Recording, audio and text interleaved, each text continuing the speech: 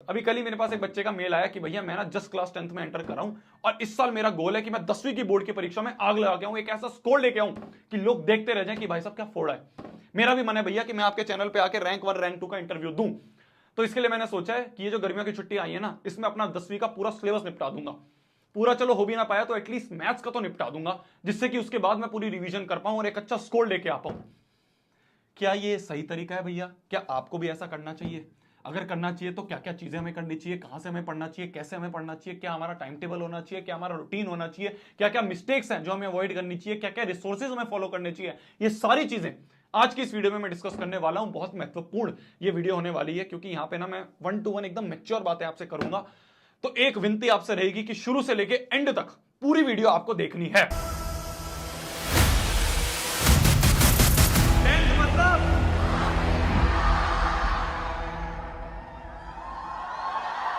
Everyone, this is शोभित तिरवन। 10वीं एक ऐसी क्लास है जिसमें पहली बार आप बोर्ड की परीक्षा दे रहे होगे, तो बहुत महत्वपूर्ण ये हो जाता है कि आप एक सही गाइडेंस, एक सही ट्रैक पे चलो। होता क्या है, मैं आपको अपना पर्सनल एक्सपीरियंस बताता हूं। 2-3 साल हो गए मेरे को यार ऑनलाइन एजुकेशन में, लाखों बच्चे मैंने अपने सामने से जाते हुए देखे हैं। एक चीज मैंने नोटिस करी है कि कई बच्चे ना गलत स्ट्रेटेजीज, गलत टिप्स लोगों से ले लेते हैं और बहुत परेशान रहते हैं। आखिरी में बहुत ज्यादा उनको दिक्कतें आती हैं। मैं नहीं चाहता कि वो दिक्कतें, वो परेशानी आप सभी को आए। ये नहीं कह रहा मैं कि 10-10, 12-12 घंटे हमें पढ़ना है, बिल्कुल नहीं। कम पढ़ेंगे पर ऐसा पढ़ेंगे कि वो इफेक्टिव हो और आखिरी में हमें दिक्कतें ना आए। शुरुआत करते हैं आज की शानदार वीडियो की। सबसे पहली चीज जो आपके दिमाग में आ रही होगी कि भैया यार, क्या हमें समर वेकेशन में पूरा सिलेबस कंप्लीट करना चाहिए? मेरा ओपिनियन यहां पे बाकी और यूट्यूबर्स, बाकी और टीचर से बिल्कुल अलग हो सकता है। बाकी लोग आपको बोल देंगे हाँ यार बिल्कुल करना चाहिए, लो यार पूरे दिन आपको बैठ के रगड़ना, ये नोट्स ले लो, ये स्ट्रेटेजी ले लो, ये गाइडेंस ले लो, ये टॉपर, ये पूरा टाइम टेबल ले लो। Chill bro, chill. आप इस समय मैच्योर हो चुके हो, आप एक बड़ी क्लास में आ गए हो। ये एक ऐसी क्लास आ चुकी है जो आपको आगे की क्लास के लिए तैयार कर रही है। यहां पे आपको ये नहीं सीखना है कि रटते कैसे हैं। मैं आपको बिल्कुल ना अपना जेन्युइन पर्सनल चीज बताने जा रहा हूं। अगर ये आखिरी का टाइम होता कि भाई आपके बोर्ड की परीक्षा 1-2 महीने दूर है, तो मैं आपको बोलता कि ये भाई मेरे नोट्स ले लो, इसी में से पेपर आएगा, ये सारी चीजें याद कर लो और अपना पेपर दे के आ जाओ। पर अभी हमारा बोर्ड की परीक्षा बहुत दूर है। अभी मेरा मेन फोकस है कि आपको ना बिल्ड करूं आगे बड़ी क्लासेस के लिए। आपको वो चीज सिखाऊं जो बाकी लोग नहीं सिखा रहे हैं, जो बाकी लोग रटना सिखा रहे हैं। मैं आपको ये चीज सिखाऊं कि कैसे उसको तरीके से करना होता है, जिससे 11वीं में आपको दिक्कत ना आए, 12वीं में आपको दिक्कत ना आए। 12वीं 11वीं में बच्चे बहुत परेशान रहते हैं। क्यों परेशान रहते हैं? क्योंकि बच्चे जो है ना, वो गोल पे ज्यादा फोकस करते हैं एज कंपेयर टू हैबिट बनाने पे। मैं ये चाहता हूं कि आपकी ये जो वेकेशंस आई हैं, इसमें आपको गोल पे ज्यादा फोकस नहीं करना है कि मेरे को ये लेके आना है, ये करना है, वो करना है, कंप्लीट करना है। नहीं, आपको फोकस करना है कि उसको लाने के लिए क्या आपको हैबिट बनानी है। मैं यहां पे सब चीज आपके सामने डिस्कस करूंगा यार, पूरा का पूरा एक शेड्यूल मैंने आपका बनाया है, पर आपको ना ध्यान से सुनते रहना है। गोल का मतलब भैया हमने सोचा है कि इस साल में 95% लेके आऊंगा, मैं 98% लेके आऊंगा। मैंने कहा बहुत बढ़िया सोचो, गोल हमें बड़ा रखना है, बिल्कुल रखना है। भैया मेरा मन है कि इस साल ना मेरा गोल है कि मैं इन समर वेकेशंस में अपना मैथ्स का पूरा सिलेबस कम कर दूं, या फिर अपना एसएसटी का सिलेबस पूरा खत्म कर दूं, या अपना साइंस का सिलेबस पूरा खत्म कर दूं, या पूरी 10वीं अपनी कंप्लीट कर दूं। मैंने कहा बहुत अच्छा गोल है, पर हमें फोकस करना है कि हैबिट हम कैसे अच्छी बना सकते हैं। हमारा फोकस होना चाहिए कि हम हैबिट कैसे फॉर्म कर सकते हैं। क्या बोल रहा हूं मैं, एग्जाम्पल से सुनो। मान लो मेरे दिमाग में आया कि मैं ना मैथ्स का सिलेबस कंप्लीट करूंगा, ठीक है। मेरे को मैथ्स के अपने पेपर में 99 नंबर लेके आने हैं, 99 या 100 नंबर लेके आने हैं। ला सकते हैं हम, बिल्कुल ला सकते हैं। गोल हमें बड़ा करना है, ठीक है। सोचना हमें बड़ा है, ये तो बात बिल्कुल सही है। सोचने पे कौन सा टैक्स लग रहा है, पुलिस कोई पकड़ के ले जाएगी नहीं आए तो? सोच तो सकते ही हैं हम। तो हमने सोचा कि हम मैथ्स में 99 लेके आएंगे। मैंने कहा बिल्कुल बढ़िया।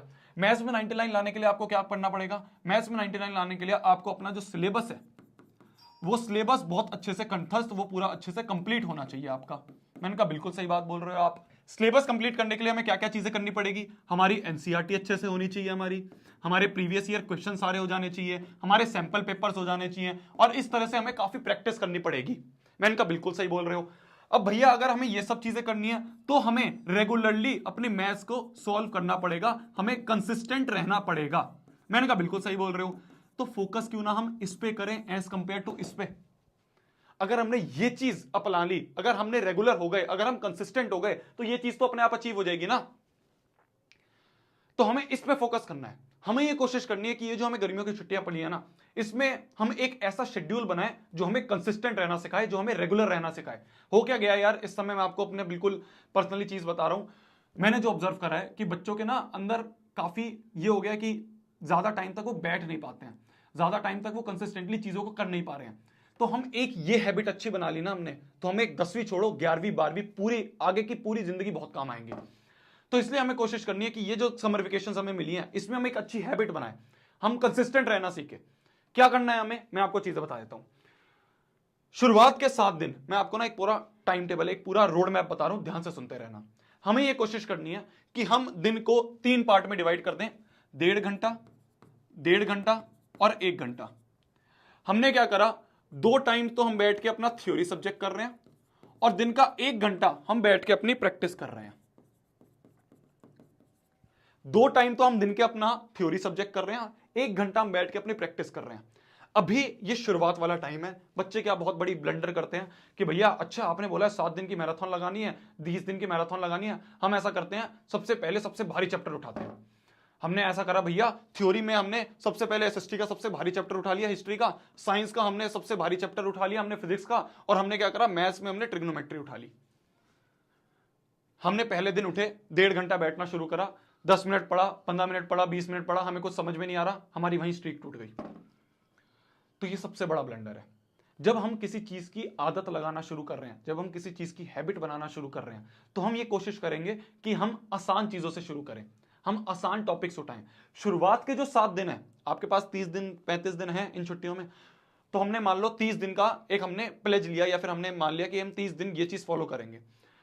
तो शुरुआत के जो 7 दिन होंगे, उन 30 दिन के चैलेंज के जो शुरुआत के 7 दिन होंगे, उन 7 दिनों में हम आसान आसान चीजें करेंगे। तो ये जो शुरुआत के 7 दिन है, कोशिश ये करना है कि हम इसमें सारे के सारे इजी टॉपिक्स करें। हमने मैथ्स में बिल्कुल आसान चैप्टर को उठा लिया, बिल्कुल ही आसान स्टैटिस्टिक्स उठा लिया, प्रोबेबिलिटी उठा लिया कि हम 1 घंटे स्टैटिस्टिक्स करेंगे, 1 घंटे प्रोबेबिलिटी करेंगे। ठीक है, हमने एसएसटी का बहुत ही आसान चैप्टर को उठा लिया, इकोनॉमिक्स का, कि भाई बस ऊपर ऊपर से पढ़ लिया पूरा याद हो जाएगा। साइंस का हमने बहुत आसान चैप्टर को उठा लिया, जिससे हमने ऊपर ऊपर से पढ़ा और याद हो गया। ठीक है, 1.5 घंटा हम एसएसटी पढ़ेंगे, 1.5 घंटा हमने साइंस उठा ली, 1 घंटा हमने मैथ्स उठा ली। ठीक है, 2 थ्योरी सब्जेक्ट हो गए। अगले दिन हमने कर लिया 2 थ्योरी सब्जेक्ट में, एक में हमने इंग्लिश उठा ली, एक में हमने जो भी आपका एडिशनल सब्जेक्ट है, या फिर हिंदी हो गई या फिर और कोई हो गया, वो हमने उठा लिया, और हमने 1 घंटा बैठ के मैथ्स की प्रैक्टिस करी। आसान आसान चीजें करनी है, ज्यादा भारी चीजें नहीं करनी। इस तरह से हमने अपने 7 दिन ऐसे निपटाए। भैया कहां से पढ़ना है ये, हमें 3 चीजें होती हैं जो मैंने आपको बहुत पहले से बता रखी है, कि आपका सबसे पहली चीज जो होगी थ्योरी सब्जेक्ट में आपका होगा कि आप एक 1 शॉट वीडियो देख लो कहीं से भी, जिससे आपको एक ओवरव्यू हो जाए उस चैप्टर का। ठीक है, जब आपको पूरा चैप्टर का ओवरव्यू हो गया, अब आपका काम है कि इसको एनसीईआरटी से पढ़ पढ़ के अपने खुद के नोट्स बनाने हैं। ये जो खुद के आप नोट्स बना रहे हो, ये आपको अपने आप अपनी कॉपी में बनाने, और साथ में मेरे नोट्स जो हैं, जो मैंने ऑलरेडी दे रखे हैं, उनको साथ में रख लेना, जिससे कि आपको एक आइडिया मिलते रहे कि क्या क्या चीजें हमें इसमें ऐड करनी है, क्या क्या इंपॉर्टेंट है।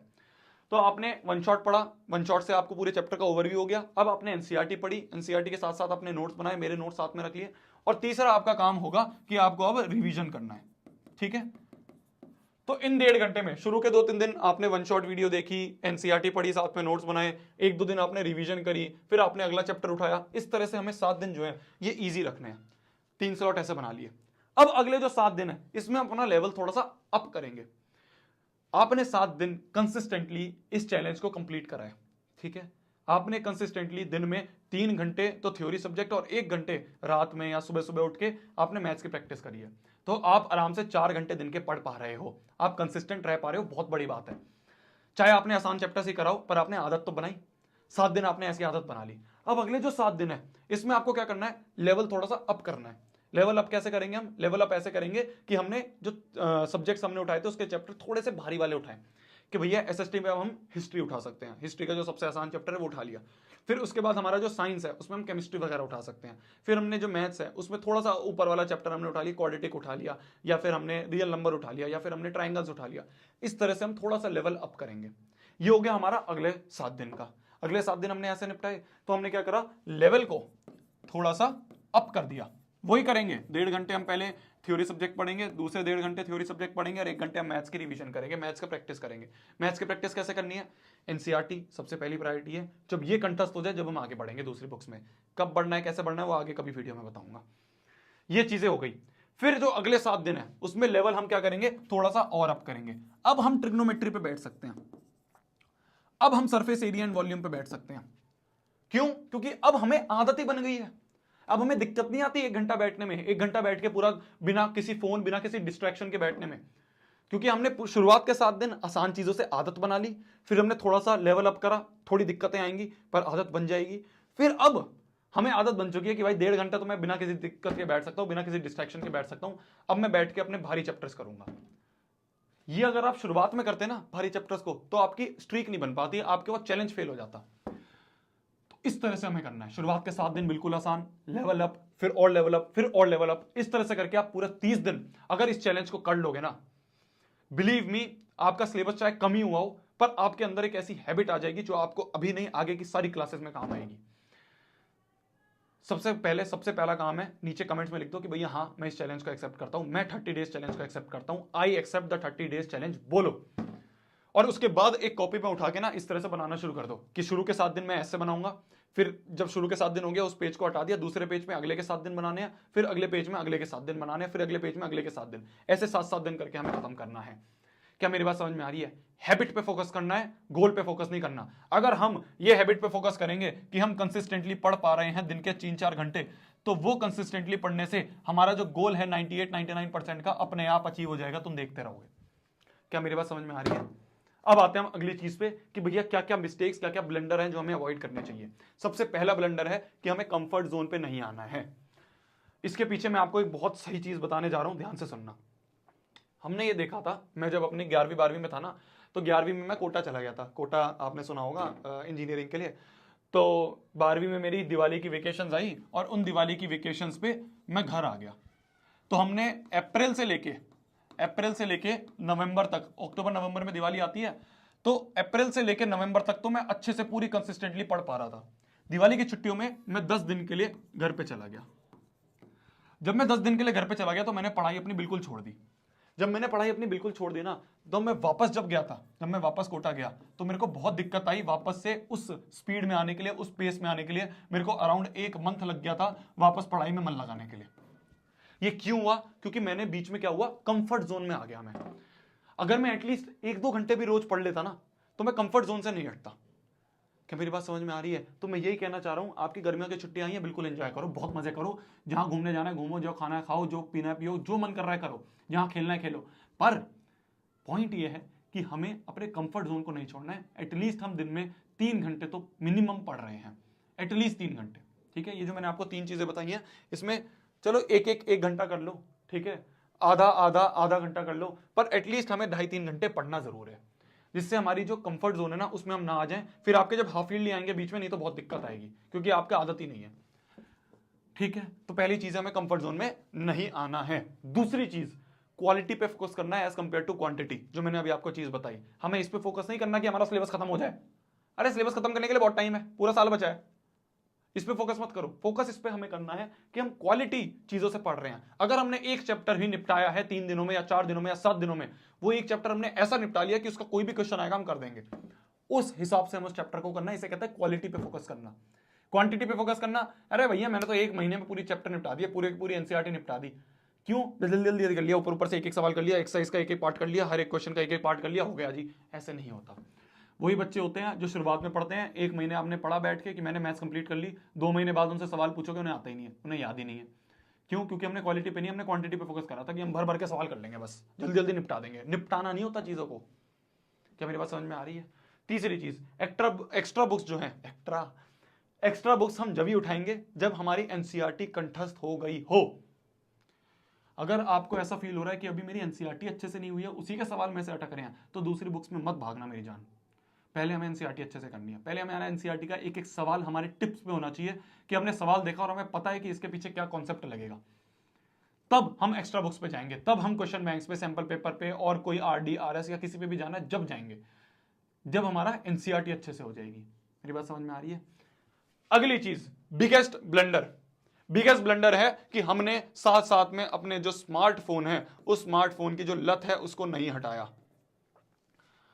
ये बहुत पीछे कर सकता है आपको पूरी जनता से। ठीक है, जो आप एम लेके बैठे हो ना कि मैं इतना परसेंटेज लेके आना चाहता हूं, इतना परसेंटेज लेके आनी चाहती हूं, ये चीज जो है ना, ये सबसे बड़ी आपकी दुविधा बन जाएगी उस गोल को अचीव करने में। जितना कम हो सकता है उतना कम करो, जितना कम हो सकता है। मैं कहूंगा बिल्कुल बाहर जाके खेलो, ठीक है, हमें कुछ दिक्कत आ रही है, सो लो चाहे, पर इस पे रील स्क्रॉल करने से, शॉर्ट स्क्रॉल करने से, ये मूवीज देखने से, वेब सीरीज देखने से कुछ नहीं होता यार। करो, एंजॉय करो। हमने दिन में एक बार देख लिया, 2 घंटे देख लिया, बस। ये नहीं भाई पूरे दिन ही लगे पड़े हम, सारी प्रोडक्टिविटी खराब कर रहे हैं हम इस चीज से। कोशिश करो सुबह उठते हमने स्मार्टफोन नहीं खोला। मैं तो कह रहा हूं पागलपंती करो। लास्ट ईयर बच्चों ने करी थी, उन्होंने क्या करा ना, ये वॉलपेपर मैंने बनाया था बच्चों के लिए, ये लगा दिया उन्होंने फोन पे, लैपटॉप पे ये लगा दिया। उन्होंने कहा कि भैया हम तो जब भी खोलते थे फोन, हमारे दिमाग में था अरे अच्छा फोन चलाने आया, चल जाके पढ़ाई कर ले। पागलपंती होती है यार, करनी होती है। हम भी करते थे जब हम कोटा में थे, टॉपर्स की फोटो लगा दी है ना हमने, बाथरूम में सारे रिएक्शन चिपका दिए कि हम जब भी कुछ अनप्रोडक्टिव चीज कर रहे होंगे तो हमारा दिमाग हमेशा रिएक्शंस पे, फॉर्मुलेस पे जाए। तो ऐसी चीजें हमें करनी होती है। तो इसलिए ना ये कर दो, जाके ये डाउनलोड करो, मैं नीचे लिंक दे दूंगा इसका, ठीक है, डिस्क्रिप्शन में। डाउनलोड करो, लगा दो। जब भी आप फोन देखोगे आपके दिमाग में आएगा अरे यार पढ़ना है, तो शायद थोड़ा सा रिड्यूस हो जाए। क्या मेरी बात समझ में आ रही है? ये 3-4 ब्लंडर्स है यार, ये आपने करे तो आपको बहुत दिक्कत आ सकती है, खाली गर्मियों की छुट्टियों में नहीं, पूरे साल में ही यार। स्मार्टफोन एक ऐसी चीज है, एक ऐसा बीच में बाधा आ जाती है जिसकी वजह से बच्चे जो गोल लेके बैठे होते हैं ना, वो नहीं अचीव हो पाता। मैंने बहुत बच्चे देखे हैं इस चीज से बर्बाद होते हुए। तो कोशिश करनी है इसको कम करें। ये चीज थी जो मेरे को आपका भी के साथ डिस्कस करनी थी, ठीक है। खुशी से रहना है, आराम से रहना है, एंजॉय करना है, ठीक है। गर्मी नहीं लगने देनी है हमें, और थोड़ी थोड़ी पढ़ाई भी करते रहना ही है। तब तक के लिए भाई पढ़ना है, फोड़ना है, कहर मचा देना है, आग लगा देनी है। आपको कोई और चीज की नीड हो मेरे से, बिल्कुल आप बताओ नीचे कमेंट सेक्शन में। मिलते हैं अगली वीडियो में। Bye, take care. जाओ जाओ, पढ़ लो, बाय बाय, पढ़ लो।